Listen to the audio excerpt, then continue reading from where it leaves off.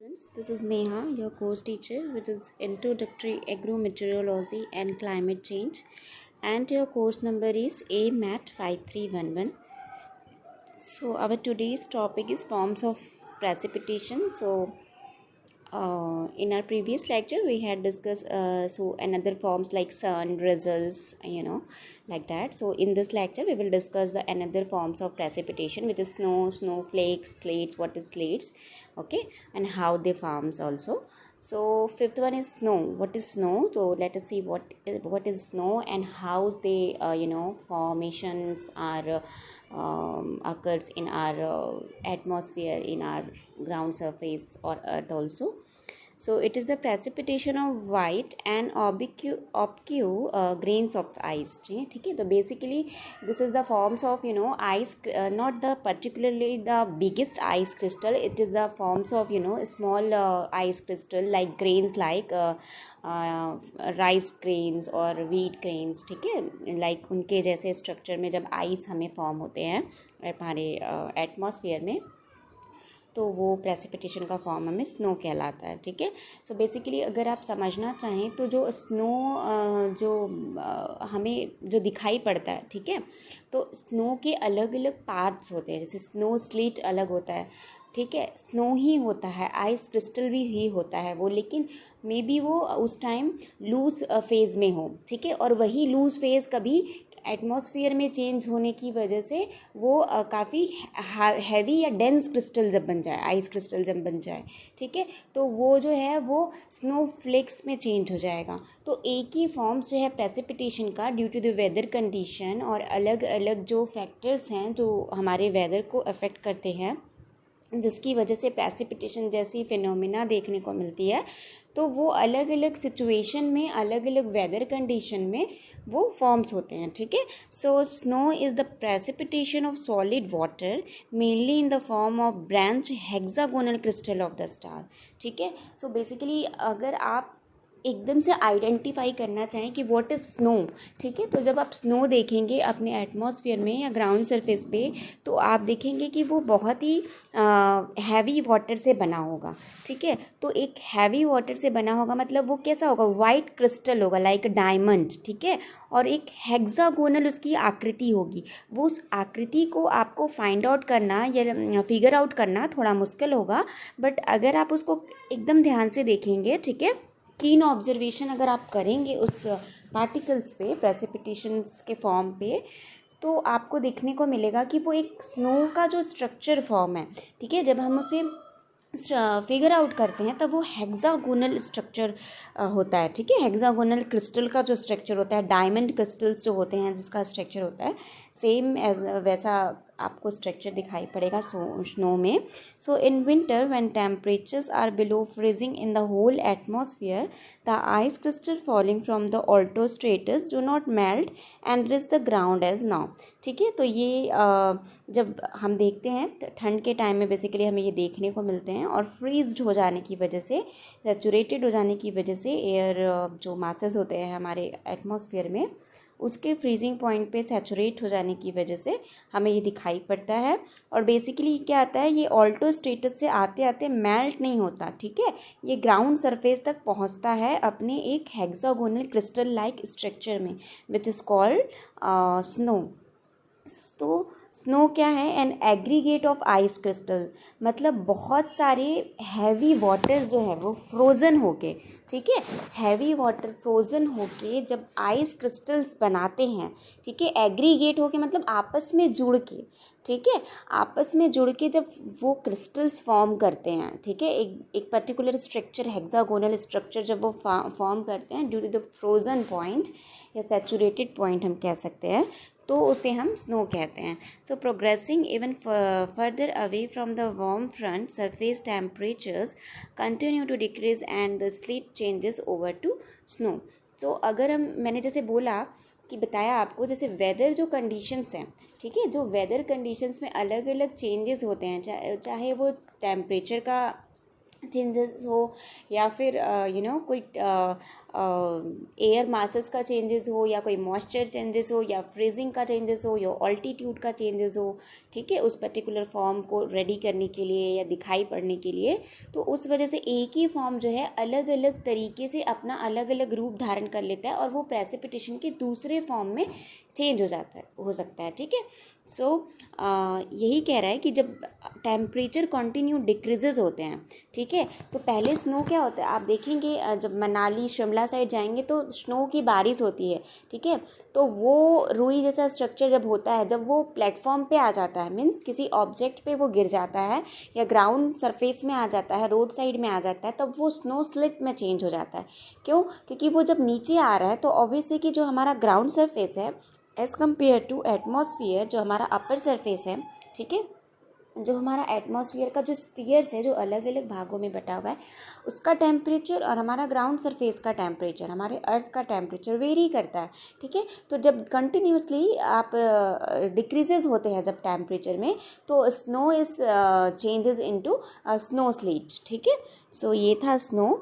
सो ये देखिए, ये स्नो का पार्ट है कि देखिए लो प्रेशर एरिया है और वार्म फ्रंट, जैसे मैंने फ्रंट जो हमने कल बात की थी, वो क्या होता है, सेपरेट करता है। जो क्या सेपरेट करता है, टेम्परेचर को, मतलब किसके टेम्परेचर को, एयर टेम्परेचर को, मतलब warm air temperature and cool air temperature के जो बाउंड्री है जिनको वो सेपरेट करता है, उस भाग को हम फॉन्ट कहते हैं। तो देखिए यहाँ पे ये जो वार्म फॉन्ट है, वार्म फॉन्ट के ऊपर हमें स्नो दिखाई दे रहा है। ठीक है, अब वो वार्म फॉन्ट के पास लो प्रेशर एरिया होता है, इजंट इट? तो लो प्रेशर एरिया में जब वो घुसते जाता है क्या, स्नो, तो जैसे जैसे वो नीचे यानी ड्रॉप डाउन, ठीक है, डाउनवर्ड मूवमेंट जब होते जाता है तो वो चेंजेस होते जाते हैं उस फॉर्म में, और स्नो जो है वो किस में, स्नो स्लीट में चेंज हो जाता है। Okay, so what is snow flakes? Second is snow flakes. तो स्नो फ्लेक्स क्या होता है? Snow flakes are simply aggregate of ice crystal, it is also the ice crystal. ठीक है, so ice crystals are bind together, या ice particles are bind together and they form snow and snowflakes only. Okay, so that collect to each other as they fall towards the surface. ठीक है, जैसे जैसे वो surface की तरफ आते जाते हैं वो क्या करते हैं, स्नोफ्लेक्स में या स्नो स्लीट्स में, ठीक है, अकॉर्डिंग टू द टेम्परेचर। ठीक है, whether the temperature is high or low, it's depend on the weather elements also, and then changes the precipitations form also. Okay, so the snow is changed in the sleets and some snowflakes. ठीक है, तो इन सब सारी precipitation के इन सारे forms में जब वो चेंजेस होते हैं तो हमें अलग अलग एक ही फॉर्म में जो प्रेसिपिटेशन होता है वो अपना अलग अलग फॉर्म हमें दिखाई पड़ता है हमारे अर्थ पे, हमारे ग्राउंड सरफेस पे और हमारे पूरे एटमॉस्फेयर पे। ठीक है, so the diagram below shows a typical temperature profile for snow with the red line indicating the atmosphere temperature at any given altitude. The vertical line in the centre of the diagram is freezing line. ठीक है, तो मैं ये diagram आगे आपको दिखाऊंगी वो क्या कहना चाह रहा है कि जो वर्टिकल प्रोफाइल में जो टेम्परेचर हमने शो किया है, तो जो रेड लाइन जो है, ठीक है, वो रेड लाइन क्या कर रहा है, इंडिकेट कर रहा है किसको, एटमॉस्फेरिक टेम्परेचर को, किसके हिसाब से, ऑल्टीट्यूड के अकॉर्डिंगली। ठीक है, ऑल्टीट्यूड के अकॉर्डिंगली वो टेम्परेचर को इंडिकेट कर रहा है। और जो वर्टिकल लाइन है, ठीक है, जो वर्टिकल लाइन है डायग्राम के सेंटर में, वो एक फ्रीजिंग लाइन है, मतलब वाटर ड्रॉपलेट्स, ठीक है, air masses and water droplets आपस में कंबाइन होके वहाँ पे फ्रीज्ड होते हैं उस पॉइंट पे, इजंट इट? फिर वहाँ से वो फ्रीज्ड होके क्या करते हैं, स्नो पार्टिकल्स में एग्रीगेट होके, वाटर ड्रॉपलेट्स आइस क्रिस्टल में चेंजेस होके aggregate, they bind together and they will form the क्या, snowflakes. Okay, so temperatures to the left of this line are below freezing while temperature to the right are above freezing. Since the snowflakes do not pass through a layer of air warm enough to cause them to melt, they remain intact raised ground as snow. ठीक है, तो ये देखिए altitude के हिसाब से आप right side के जो में देख रहे हैं उसमें ऑल्टीट्यूड को दिखाया गया है इस डायग्राम में। ठीक है, नीचे टेम्परेचर जो है बीच में न्यूट्रल है, जीरो टेम्परेचर है, मीन्स दैट कि फ्रीजिंग पॉइंट है वो, ठीक है। और ये जो रेड लाइन हमें दिखाई पड़ रहा है, ठीक है, ये टेम्परेचर का क्या है, पीक पॉइंट है, मतलब टेम्परेचर चेंजेस होने के लाइन है, ठीक है। ये जो रेड लाइन है वो यहाँ पे वर्टिकली टेम्परेचर जो है आपस में वेरी कर रहा है, वो इंडिकेट किया गया है, ठीक है। तो जैसे जैसे आप देख रहे हैं, जैसे जैसे टेम्परेचर कम होते जा रहा है, ठीक है, या जैसे जैसे आप देखिए, जैसे जैसे टेम्परेचर बढ़ते जा रहा है या कम होते जा रहा है, स्नो का फॉर्म है वो अलग अलग चेंज होते हैं। जो स्टार्स लाइक स्ट्रक्चर आपको दिखाई पड़ रहा है, ठीक है, पहले वो बहुत ही डेंस अवस्था में, देखिए ऑल्टीट्यूड से नीचे की ओर आ रहे हैं। जैसे जैसे टेम्परेचर होते जा रहा है तो बहुत सारे पार्टिकल्स, ठीक है, बहुत सारी जो क्रिस्टल्स हैं वो क्या हो रहे हैं, मेल्ट डाउन हो जाते हैं और उनकी संख्याएं कम होते जा रही है, या उनका जो क्या बोल सकते हैं, उनका जो साइज है, ठीक है, उनका जो साइज है पर्टिकुलरली वो छोटा होते जा रहा है, जिस वजह से वो कम फॉर्म्स में हमें दिखाई पड़ते हैं। तो जैसे जैसे टेम्परेचर इंक्रीज होते जा रहा है, आप देखिए रेड लाइन का ग्राफ जिस हिसाब से है, तो जैसे जैसे इंक्रीज हो जा रहा है उस हिसाब से स्नो स्लीट्स, स्नो फ्लेक्स के जो पार्टिकल्स हैं उसमें चेंजेस आते जा रहे हैं ग्राउंड सरफेस में आते आते। कुछ पार्टिकल्स जो हैं ऑल्टोस्ट्रेटस में आने के बाद, ऑल्टोस्फीयर में आने के बाद वो क्या हो रहे हैं, मेल्ट डाउन होते जा रहे हैं, ठीक है। तो फिर वो मेल्ट डाउन हो रहे हैं, फिर उसके बाद और वेदर एलिमेंट उसमें काम कर रहे हैं, फिर से फ्रीजिंग हो रहे हैं। तो ये एक साइकिल चल रहा है, ठीक है, ठीक है, अकॉर्डिंग टू दी वेदर, ठीक है, according to the weather elements के हिसाब से वो चेंजेस हमें दिखाई पड़ रहे हैं, ठीक है। तो ये टेम्परेचर आपको दिखाया गया है कि कैसा है। और ये जो बीच का जो लाइन, जो आपको सेंटर लाइन दिखाई पड़ रहा है, ठीक है, 3 लाइन में डिवाइड किया हुआ है ना, जो आपको सेंटर लाइन दिखाई पड़ रहा है विच इज़ क्या, front line. Front line is what, front line is a separated line which is separate to the cold air to from the warm air, ठीक है। वार्म एयर को कोल्ड एयर से जब अलग करता है, वो उस लाइन को या उस पॉइंट को हम कह सकते हैं कि वो फॉन्ट लाइन है, ठीक है। जैसे हमने फॉन्टल प्रेसिपिटेशन पढ़ा था ना, कि वार्म एयर और कोल्ड एयर को सेपरेट कर रहे उस लाइन को हम फॉन्ट लाइन कहते हैं। सिमिलरली यहाँ पे भी वही बताना चाह रहा है आपको। So moving on, 6th one is slit, ठीक है। तो स्लिट से हमें समझ आ रहा है कि ग्राउंड सरफेस में कुछ एक लेयर जो है आपको दिखाई पड़ेगी आइस क्रिस्टल्स की, लूज आइस क्रिस्टल्स की, ठीक है, जो बहुत ही हेल के टाइप नहीं होंगे, ओलावृष्टि टाइप आइस क्रिस्टल्स नहीं होंगे, जिनका एक पर्टिकुलर साइज नहीं होगा, हेक्सागोनल या किसी साइज पे वो नहीं होंगे। एक लूज आइस जो पार्टिकल्स होंगे वो स्लीट के फॉर्म में हमें दिखाई पड़ेंगे, जिसे हम फ्रोजन रेन ड्रॉप्स भी कह सकते हैं, ठीक है। सो frozen rain drops that bounce on impact with the ground, ठीक है। तो फ्रोजन जो रेन ड्रॉप्स है, या लूज कह सकते हैं, बाइंड नहीं, लूज, जो जैसे कि आप देखेंगे जब आइस को आप सपोज आप आइस को जब क्रश करते हैं, ठीक है, आपने एक फ्रीज़र में आइस जमाया और आइस को जब आप क्रश करेंगे, ठीक है, तो जब वो क्रश करने के बाद जो आइस क्रिस्टल्स के छोटे छोटे पार्टिकल्स आपको दिखाई देते हैं, ठीक है, that is also called the loose ice crystals, ठीक है। तो लूज आइस क्रिस्टल धीरे धीरे रेन ड्रॉप्स मतलब वाटर ड्रॉपलेट्स के रूप में क्या होते हैं, चेंज हो जाते हैं due to the weather element, due to the temperature, ठीक है। तो ये चेंजेस जब होते हैं और वो ग्राउंड सरफेस में एक लेयर जम जाती है, एक वाइट लेयर हमें दिखाई पड़ती है, which is also called the sleet या स्नो स्लीट भी हम उसे कह सकते हैं, ठीक है। So progressing further ahead of the warm front, surface temperatures continue to decrease and the freezing rain eventually changes over the sleet, ठीक है। तो वो स्लीट में चेंज हो जाता है। लास्ट में हम देखते हैं कि जो फ्रीजिंग रेन होती है, रेन ड्रॉप्स होते हैं, वो लूज आइस क्रिस्टल जो होते हैं ग्राउंड सरफेसेस में लेयर वाइज क्या होते हैं, जमा हो जाते हैं, ठीक है। So area of sleets are located on the colder side, ठीक है। स्लीट्स जो है वो जहाँ पे कूलर एयर टेम्परेचर होगा वहाँ पे हमें जो है स्लिट्स जो है हमें वो दिखाई पड़ेंगे, ठीक है। अगर वार्म एयर टेम्परेचर होगा तो फिर स्लिट्स कैसे दिखाई पड़ेंगे, फिर तो वो मेल्ट डाउन हो जाएंगे, है ना। तो स्लिट्स हमेशा आपको कोल्डर एरिया टेम्परेचर या कोल्डर साइड्स पे आपको दिखाई पड़ेंगे। तो बेसिकली वो टिपिकली नॉर्थ एरिया में आपको दिखाई पड़ेंगे of the freezing rain band, ठीक है। तो हम जो स्लिट्स है उसको बेसिकली हम फ्रोजन रेन ड्रॉप्स भी कह सकते हैं। क्यों rain drops, frozen rain drops, क्योंकि वो एग्जैक्ट रेन ड्रॉप्स तो नहीं होते, वाटर ड्रॉपलेट्स तो वो नहीं होते, ठीक है। तो वो लूज आइस क्रिस्टल्स होते हैं जो वाइट लूज आइस क्रिस्टल्स हमें जो लेयर वाइज ग्राउंड सरफेस में जो इकट्ठा होते दिखाई पड़ते हैं, ठीक है, जो जमते हुए दिखाई पड़ते हैं रोड साइड एरिया पे या किसी सरफेस एरिया पे या किसी प्लेटफॉर्म पे, ठीक है, तो उसको हम क्या कहते हैं, स्लिट कहते हैं। Okay, so this is slit. देखिए वार्म फ्रंट से काफ़ी दूरी में जो बना हुआ है, लो प्रेशर सेंटर में वार्म फ्रंट है, मतलब गर्म हवा है, तो स्नो जो है गर्म हवा के साइड नहीं होता, वो किधर होता है, कोल्डर साइड में होता है ना। तो कोल्डर साइड में वो फॉर्म हो रहा है और क्या कर रहा है, जमा कर रहा है, लेयर वाइज वो जमा कर रहा है, ठीक है। तो ये था slit. So it refers to the precipitation in the forms of a mixture of rain and snow, ठीक है। तो स्नो और रेन का मिक्सचर होगा तो वो प्रेसिपिटेशंस के उस फॉर्म को हम स्लीट कहते हैं, which is also called the frozen rain drops या स्नो स्लीट्स, ठीक है।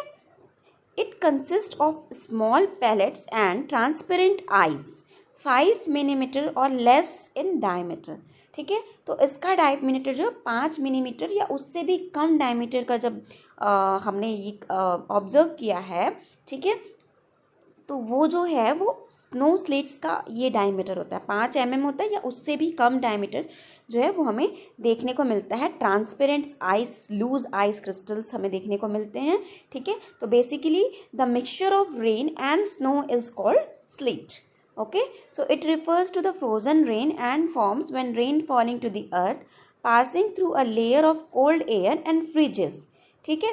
तो जब रेन्स है, बेसिकली आप इसको ऐसे समझे कि बहुत ठंडी हवाओं के संपर्क में आके ऑलरेडी बहुत ठंडा water droplets which is rain, ठीक है, आपके ग्राउंड सरफेस तक पहुंच रहा है, किससे होते हुए, अलग अलग एटमॉस्फेयर के लेयर से होते हुए, एटमॉस्फेरिक लेयर के होते हुए, ठीक है। जैसे वो ग्राउंड सरफेस पे धीरे धीरे ग्रेजुअली आगे की ओर बढ़ते जा रहा है टुवर्ड्स द ग्राउंड सरफेस, वैसे ही वो क्या कर रहा है, कोल्ड एयर के संपर्क में आ रहा है, ठीक है, उसके कांटेक्ट में आ रहा है और वो जो है सेमी, ठीक है, सेमी सॉलिड पोर्शन में या लूज आइस क्रिस्टल्स के रूप में वो हमें दिखाई पड़ रहा है, that is called sleet. Okay, so this happen when temperature is very low. It is not commonly seen in India. Expect high ranges, that too in winter in extreme north and north east India, ठीक है।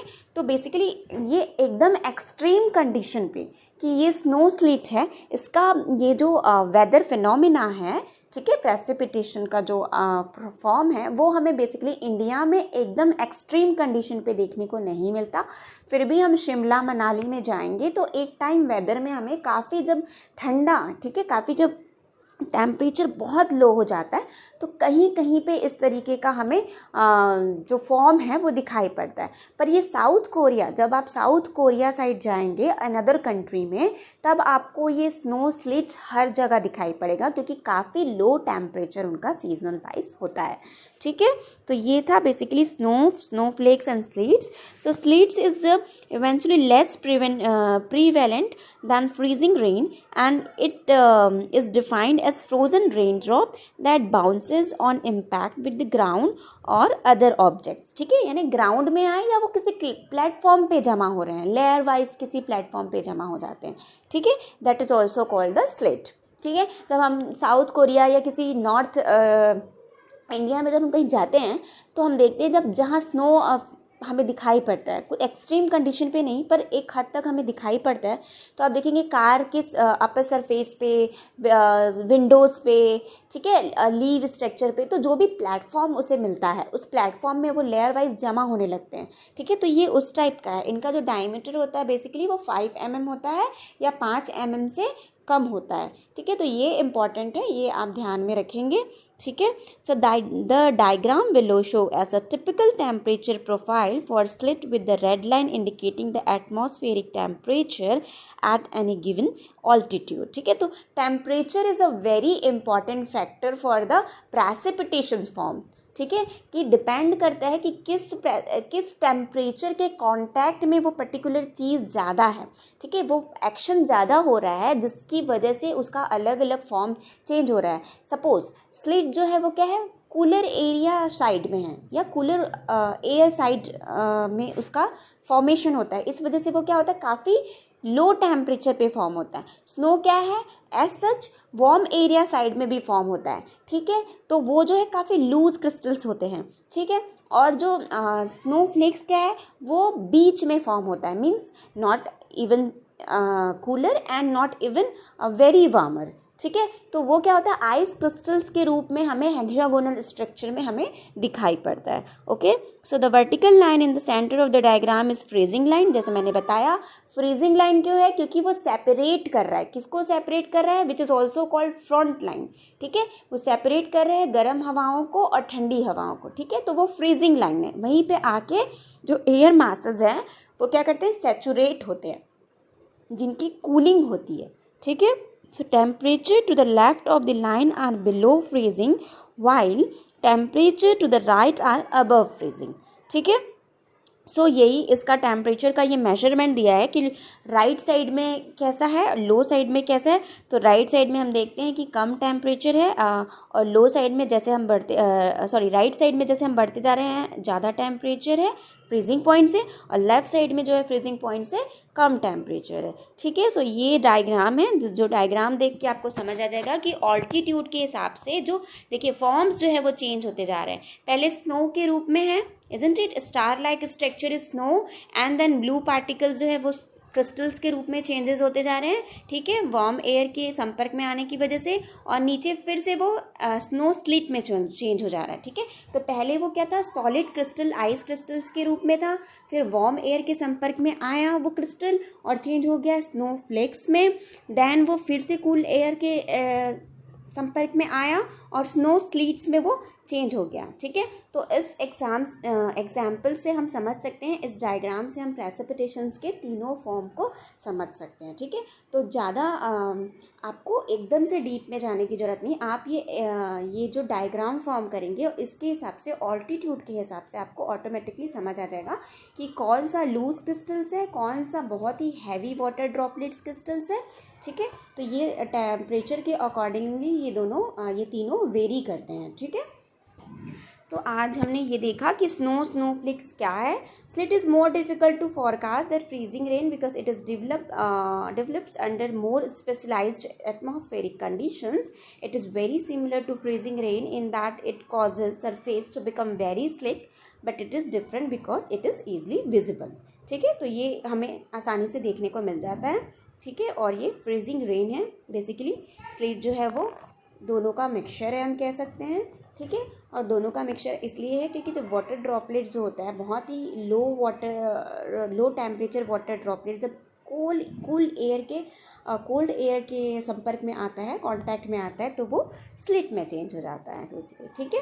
तो ये diagram है, आप diagram से बहुत अच्छे से समझ सकते हैं। देखिए टिपिकल स्लिट सराउंडिंग, देन देखिए ये जो टेम्परेचर्स वेरी कर रहे हैं उसके अकॉर्डिंगली वो अपने फॉर्म्स को चेंज करते जा रहे हैं। पहले वो काफ़ी डेंस आइस क्रिस्टल में है, देन वो चेंज हो रहे हैं लूज आइस क्रिस्टल्स में, फिर से वो रेन ड्रॉप्स और सेमी सॉलिड कंडीशंस पे वो हमें लेयर वाइज दिखाई पड़ रहे हैं, ठीक है। तो ये जो टेम्परेचर के अकॉर्डिंग और हाइट के अकॉर्डिंगली क्यों, ऑल्टीट्यूड के अकॉर्डिंगली क्यों, क्योंकि ऑल्टीट्यूड के अकॉर्डिंगली ही टेम्परेचर चेंजेस होते हैं, ठीक है। और टेम्परेचर जहाँ पे यूनिफॉर्म टेम्परेचर नहीं होगा, वेरी करेंगे जहाँ टेम्परेचर, उसके अकॉर्डिंग जो है ये फॉर्म्स जो है अपने में चेंजेस लाते जाते हैं, ठीक है।